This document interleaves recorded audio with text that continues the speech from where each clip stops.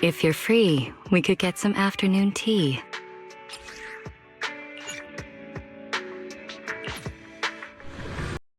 The view from CCD Square is wide open. You can see all of Boo Astrum from here.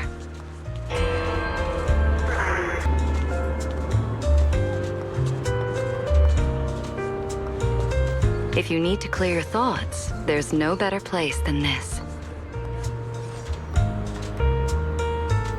Standing here, it almost feels like you could reach out and touch the sky. My predecessor, the former director, used to bring me here quite often. That day, a day no different from today. Quiet, ordinary, nothing worth remembering. A skylark drifted into the clouds, chasing the red glow of the evening sky. The former director said to me, "The sky is meant to be looked at, not lived in." Norma happened to be there as well. Without a second thought, she said, "Then we'll just make it livable." Even now, I still think that answer was a little naive, a little too reckless. And yet, at the time, I couldn't find a single word to argue back. My senior looked at Norma, who was so dismissive, and then at me, standing there at a loss, and just laughed.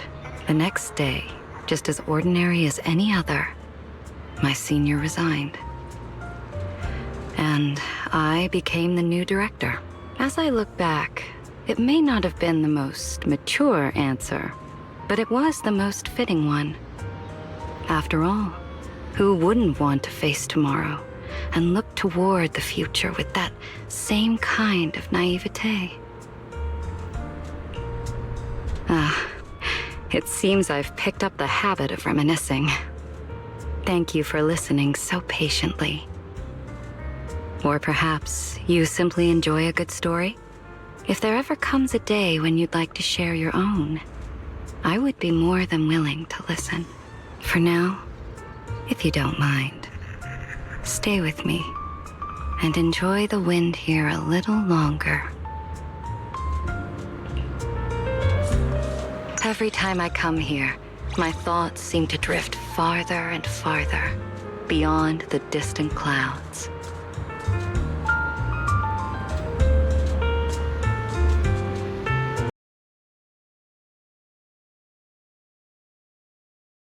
We're usually in such a hurry. We miss so much along the way.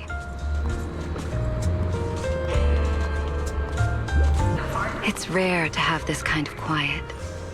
Let's sit here for a while. The Bamboo here call this fountain the wishing well.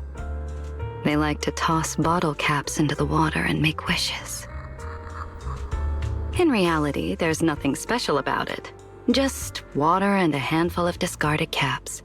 No one's meant to hear those wishes.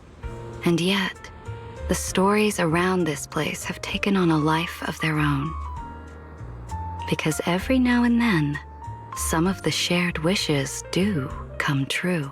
Usually through the work of the ESD, the AAD, or measures passed by the Council. And still, many Bamboo citizens insist it's the fountain itself granting those wishes. Angels, wishing wells. The little ones tend to place their hopes in something beyond reality. But the wishes that truly matter are the ones you go after yourself. My wish? Are you offering to be my wishing well? Perhaps a trip to the ground. It may sound strange, but the first thought that comes to mind is usually the most honest. Being from New Eridu, you've seen far more of the world than I have. So this time, would you be willing to be my guide? You're not saying no. If anything, you look kind of excited. I'm afraid I might have to disappoint you. The ESD has been growing busier by the day, and Norma still needs someone keeping an eye on her. Now isn't the right time for me to step away. But in the near future, if by then you still feel the same way, may I ask you again, properly, to take on the role as my guide? Perhaps this fountain really does have a certain charm. Believing that a wish might come true. Feelings like that can be a kind of magic, don't you think? Nothing soothes a weary soul like an afternoon tea break.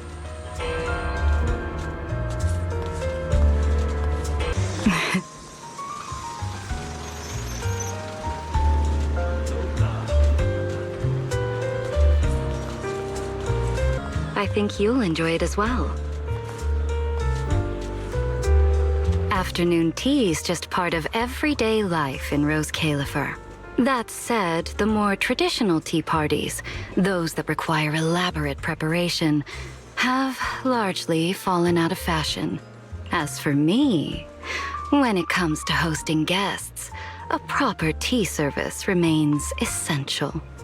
Naturally, I'm no exception. Besides, there are certain benefits in all that unnecessary effort. If you pay attention to your guests, their posture, their manner of speaking, you can learn quite a bit. Oh, sorry. I've been going on about something rather boring. You're interested? That's unexpected. In that case, would you care to attend one of my tea parties sometime? Most exchanges there aren't genuine. Words and manners tend to reflect one's position more than one's true thoughts. That's why someone like you, someone more free-thinking, has the potential to break through the stiffness and bring a fresh energy to the scene. Though, from the look on your face, you still seem a little hesitant. Indeed, even if you don't say anything, at a gathering like that, simply showing up already makes a statement. If you'd rather not get involved, I understand.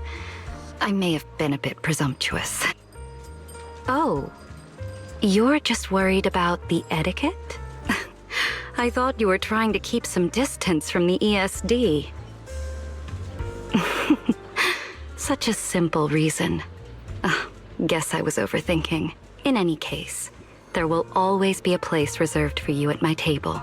You're welcome whenever you choose to come, and I'll be looking forward to it.